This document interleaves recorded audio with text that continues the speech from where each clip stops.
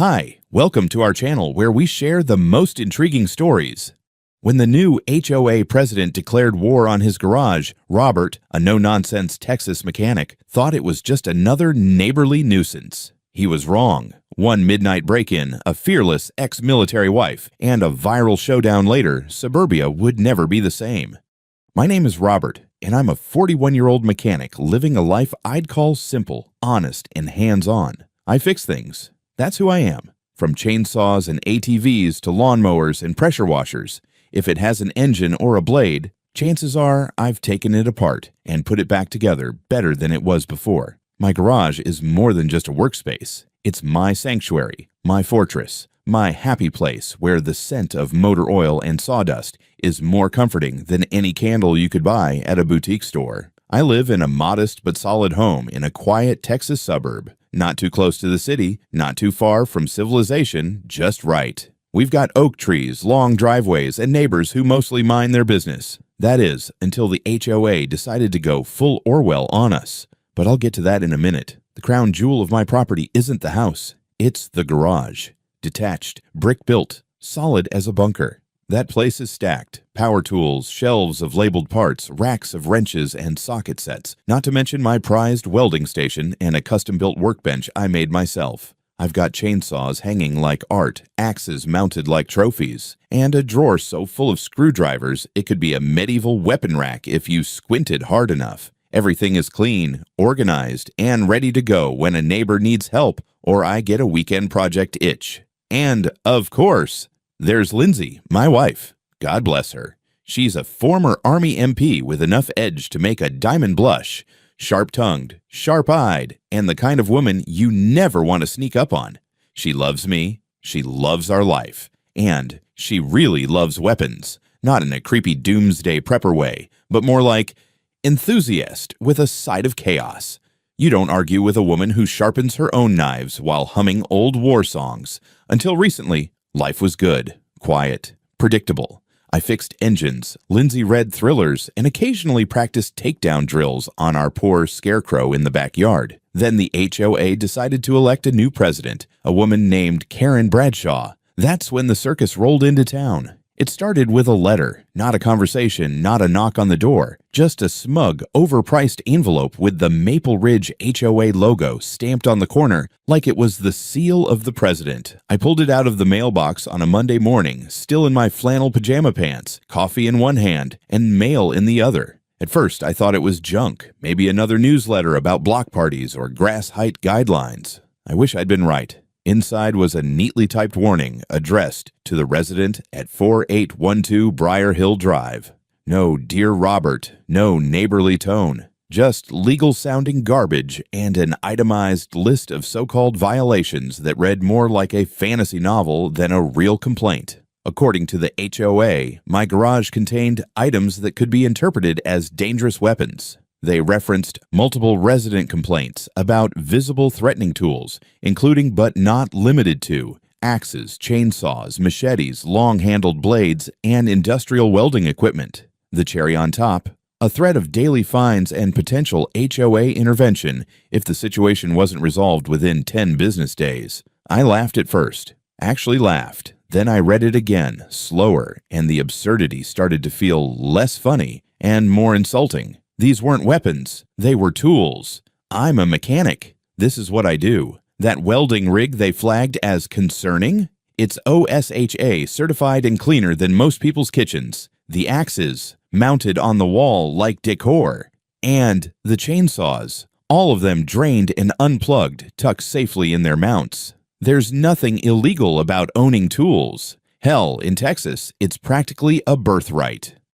But this wasn't just about tools. It was about control, and I knew exactly who was behind it. Karen Bradshaw, the newly elected queen of the HOA, the same Karen who stopped me in the street a week earlier to ask if I'd considered covering the windows of the garage so children wouldn't be frightened by the sight of blades. I'd smiled, told her I'd consider it, and went on with my life. Apparently, that wasn't good enough. A few days later, a second letter arrived. This time, it was more aggressive. It cited additional bylaws, claimed unsecured hazardous objects were visible from the road, lies, every one of them, and said the HOA reserves the right to coordinate removal with neighborhood safety enforcement if compliance is not met. Now they were threatening to come onto my property, to take my tools, to decide what's safe based on Karen's paranoia and a few nosy neighbors who probably couldn't tell a screwdriver from a bayonet. I drafted a response, clear, direct, and backed with a copy of my deed, stating that my property predates the HOA's formation by 15 years. I wasn't part of their kingdom. Their bylaws didn't apply to me. I hand-delivered it to the HOA mailbox and went back to replacing the carburetor on an old weed whacker, but something in my gut told me that this wouldn't be the end of it. Karen didn't strike me as the type to accept no for an answer. About a week after that second letter, I got a call from an old client up in Amarillo, someone with a busted generator and a whole fleet of lawn tractors that needed fixing before the weekend. Good money, decent folks, and I'd be back in a couple of days.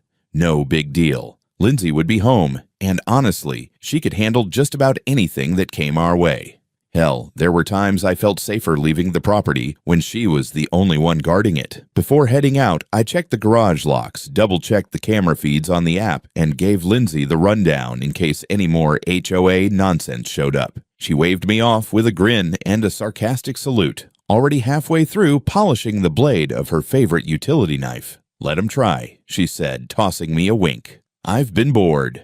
It was late Thursday night when things went sideways. From what Lindsay later told me, it started with the soft click of the garage lock being tampered with, just past 2:30 in the morning. Most people wouldn't hear it. Lindsay did. She always sleeps light, especially when I'm gone. Years in the military will do that to you. She slipped out of bed without a sound, checked the hallway, and confirmed what the security feed was already showing her on her phone.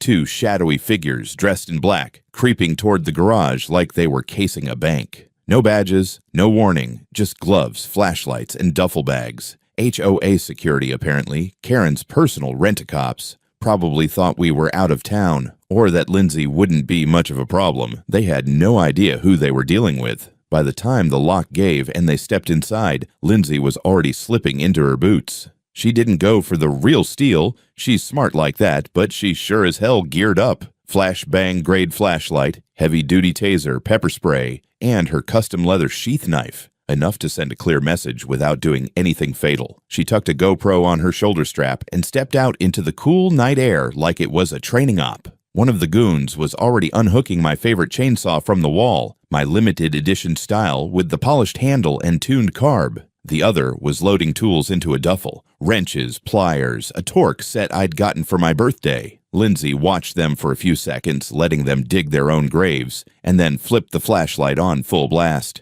They froze like raccoons caught in a spotlight. "What the hell do you think you're doing?" she said, voice flat, calm, and terrifying. The taller guy panicked immediately, dropped the chainsaw, and held up his hands. The shorter one tried to run, tripping over an extension cord and crashing into a stack of tires. Lindsay advanced like a panther, flashlight in one hand, taser in the other, barking commands that made both of them drop to the floor before they realized they were even scared. In less than a minute, she had zip ties on their wrists and her foot on the duffel bag, now bulging with half my garage inventory. "I suggest you stay very, very still," she told them, casually checking the garage door lock behind her. "Robert really likes these tools. I don't think he'd appreciate you stealing them." The taller guy whimpered. The shorter one might have peed himself. Lindsay pulled up the garage stool, sat down like a queen overseeing prisoners of war, and waited for sunrise. By the time I pulled into the driveway around 7 a.m., I knew something was off. There were two police cruisers parked outside, lights spinning lazily in the morning haze, and a small crowd of neighbors standing at a distance, craning their necks toward my garage like they were waiting for a verdict. I hit the brakes halfway up the drive and got out slowly, heart thumping, not out of fear, but out of confusion. I hadn't been gone 2 days. What the hell had happened? Then I saw her, Lindsay, sitting calm as a lake on my garage stool, legs crossed, cup of coffee in one hand, and her shotgun resting casually across her lap like it was part of the morning routine. To her left was the infamous duffel bag, unzipped and spilling tools. To her right, two grown men in black tactical polos were seated on the concrete with their wrists zip-tied behind their backs, looking like kids caught shoplifting from a military surplus store. One of them was visibly shaking. The other had the 1,000-yard stare of a man who just reevaluated every decision he'd made in the past 48 hours. Lindsay looked up, smiled, and said, "Morning, babe. You're early. Want some coffee?" I didn't answer at first. I just stared. The smell of metal and sweat hung in the air. The garage light was still on, and one of the fluorescent tubes was flickering. It gave the whole scene a strange, almost theatrical effect, like we were in Act 3 of a crime drama. I walked closer, taking in the absurdity of it all. "What the hell happened?" She took a sip, nodded toward the trembling duo on the floor. "Karen's goons. Broke in around 2:30. Thought they'd help themselves to your dangerous items." I suggested otherwise. One of the officers approached me. Young guy, early 30s, looking equal parts impressed and exasperated. "You Robert Adams." "That's me." "Your wife detained these two around 2:45 this morning. Security detail hired by the HOA claimed they were sent to confiscate hazardous materials under the direction of one Karen Bradshaw." I blinked. "Hazardous materials?" "Yes, sir. Tools, chainsaws, a welding helmet. One of them was holding a torque wrench when she lit them up with the flashlight." I rubbed my face. This couldn't be real. But it was. The evidence was right there in the form of bruised egos, scattered socket sets, and the unmistakable click of Lindsay's coffee mug against her shotgun stock. That's when we heard screeching tires. A silver Lexus tore up the street and came to a halt half on my lawn. Karen Bradshaw climbed out in pajama pants, a designer bathrobe, and enough fury to power a wind farm. She stormed up to the police, gesturing wildly at the garage. "Officers, this is a misunderstanding. I authorized this. We were acting in the interest of community safety. That man's garage is a death trap." Everyone stared. She pointed at Lindsay. "And she's unhinged. She's threatening people with weapons." Lindsay didn't move. She just raised an eyebrow and tapped the GoPro on her shoulder. "I have the entire break-in recorded, including your boys here saying you sent them." Karen's mouth opened, closed, opened again. She looked at the officers. "We're the HOA. We have authority." One of the cops, older, gruffer, stepped forward. "Ma'am, this isn't a matter of HOA authority. This is criminal trespass, attempted burglary, and unauthorized entry. You don't get to deputize civilians to conduct break-ins." "But it was for safety." He crossed his arms. "You sent unlicensed men to invade private property at 2 in the morning. That's not safety. That's a felony." As Karen sputtered, trying to salvage her shredded dignity, the officers started cuffing the two intruders and bagging the tools as evidence. Lindsay stood and stretched, shotgun still in hand, her expression cool and casual, like she'd just finished pruning the roses. I looked at the mess, then at her. She just shrugged. "I told you I'd keep an eye on things." Karen was still flailing her arms and raising her voice like it gave her authority, oblivious to how completely she'd just sunk her own ship. The officers weren't biting. One was on his radio, probably calling for transport, while the other stood between her and Lindsay. Wise move, really. Karen kept repeating the same thing like it was a magical phrase. "Community safety. We have bylaws. We have the right." "No, Karen, no you don't." The older officer, the one with the weathered face that said he'd dealt with enough suburban drama to last a lifetime, finally stepped in front of her, arms crossed, expression neutral. "Let me explain something very clearly, Ms. Bradshaw. The HOA has no legal authority to conduct searches or seizures. You are not law enforcement. Your little security team broke into private property without a warrant in the middle of the night. That's breaking and entering. That's attempted burglary. That's criminal conspiracy if you sent them." Karen blinked like she'd just heard a foreign language. "But the tools, the chainsaws. People said it looked like a weapon cache. I was acting on behalf of the neighborhood. You were committing a felony," the officer cut in. "And now we need you to come with us for further questioning." Karen gasped like someone had slapped her. "You're arresting me. Me. I'm the HOA president." I couldn't help myself. I coughed into my hand, just loud enough for the word dictator to slip through. Lindsay smirked without looking up. Karen spun on me like a top. This is your fault. You brought this on yourself, Robert. You and your unstable wife. turning your garage into a weaponized storage bunker. I fix engines, I said flatly. You broke into my garage and tried to steal my Torca wrenches. She was unraveling fast. Her voice kept rising in pitch, and her carefully maintained image, a robe-clad woman of authority, was cracking like cheap porcelain. It's a safety issue. What if a child wandered in there? What if someone got hurt? The younger officer chimed in, not bothering to hide his sarcasm. So your solution was to send two guys at 2:30 in the morning to commit a crime? That's how you enforce neighborhood safety now. One of the detained security guards, still sitting on the concrete with his wrists zip-tied behind his back, groaned. She said the guy was a hoarder with explosives. Karen spun around. I never said explosives. You kinda did. The other one mumbled. Lindsay reached into the duffel and held up my welding mask. They tried to walk out with this. What were they going to do? Defend themselves against the sun? I looked at the cops. Do I need to press charges, or are we already rolling on that? Oh, we're rolling, the older officer said. You'll still want to file a formal statement, but this is enough for probable cause. The camera footage, their confessions, her involvement. And the bag of loot, Lindsay added, giving the duffel a little nudge with her boot. Karen had reached full meltdown by now. Her voice cracked. She turned back to the crowd of neighbors watching from a safe distance near the sidewalk.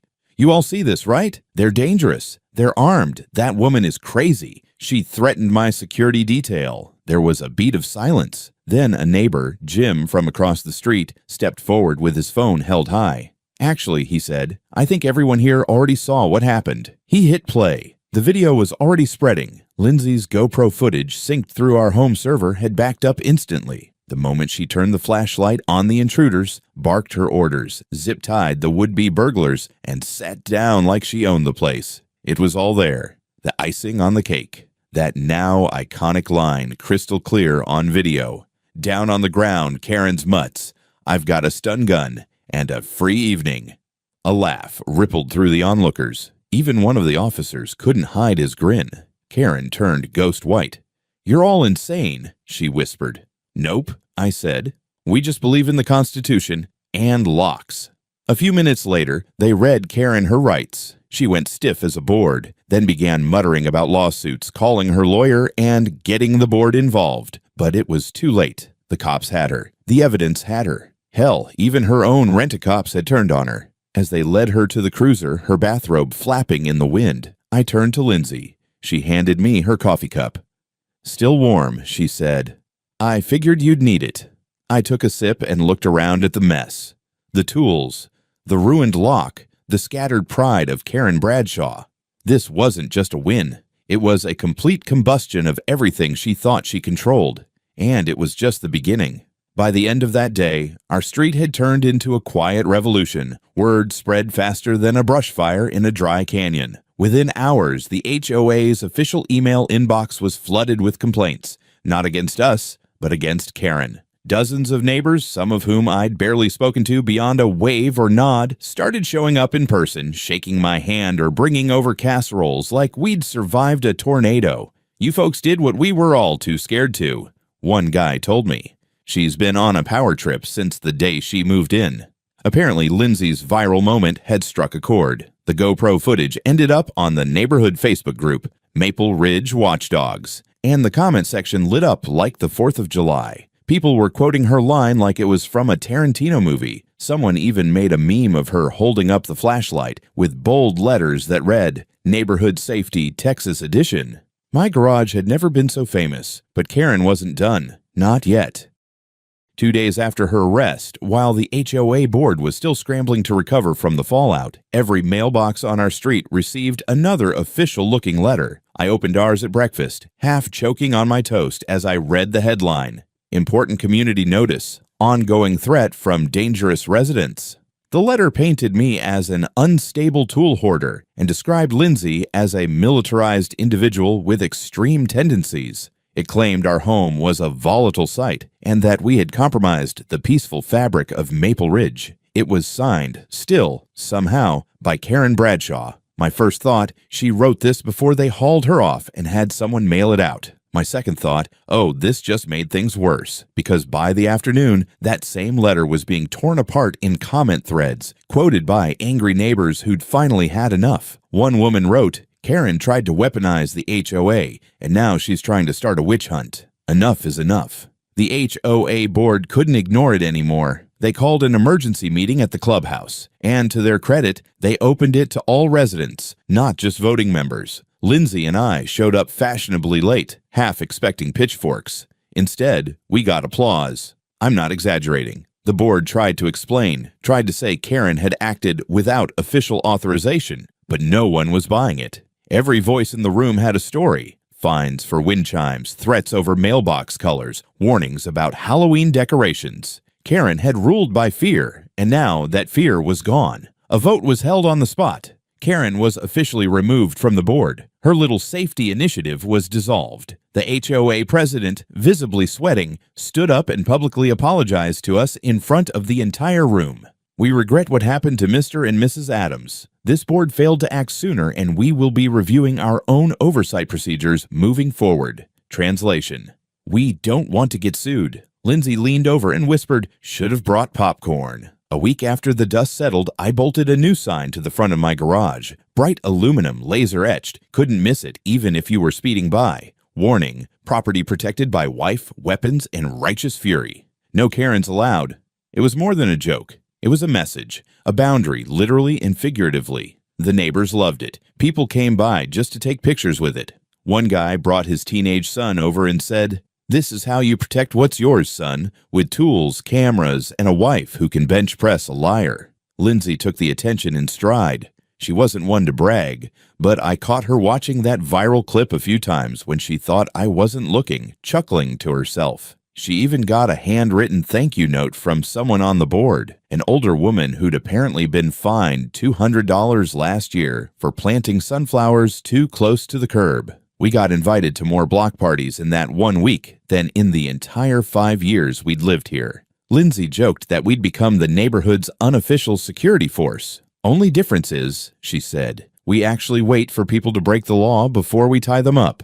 Karen, as far as I heard, skipped town, moved in with her sister in Nevada, according to gossip. She tried to sue the HOA for wrongful termination, but it fizzled out fast. No one was interested in defending a woman who tried to confiscate a socket wrench like it was a bomb. As for me, I went back to what I do best, fixing things. I tuned engines, sharpened blades, cleaned carburetors. The garage felt even more like home now. Not because anything changed, but because it had been tested and held. Sometimes I still think about that night, about Lindsay standing calm and fierce in the middle of my workshop, flashlight in one hand, taser in the other, like some mythical defender of hardware stores and marital property rights. And every time I do, I smile. People talk a lot about home security, alarms, cameras, fences. But me, I've got Lindsay. And that, my friend, is more than enough.